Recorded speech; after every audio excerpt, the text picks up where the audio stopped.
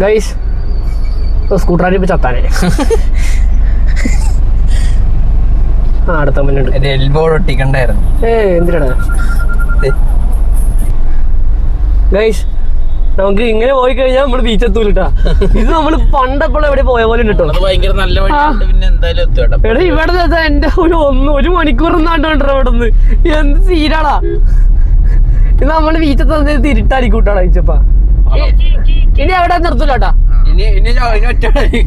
ചായ കുടിച്ചാലോ. അതെ ഇങ്ങനെ. പിന്നെ അവൻ വിച്ചപ്പ തെറിച്ചു പോയത്. അതേടാ ഒരു ചെറിയ കുഴി, ചെറുതല്ലാത്തൊരു വലിയ കുഴി. അങ്ങനെ അറിയായിരുന്നു. നമുക്ക് ഇനി എവിടെ കയറണ്ട, ചായ കുടിക്കാൻ കയറും കേട്ടോ. എടാ നമ്മൾ എന്തിനാണ് ഇങ്ങനെ പോണത്? നമുക്ക് മര്യാദക്ക് പോയാ പോരാടാ. അതല്ല നേരത്തേക്ക് ഇറങ്ങണായിരുന്നു. അതിന് അതിൻ്റെ അടുക്ക് വണ്ടി കഴുകാൻ പോയിക്കണ.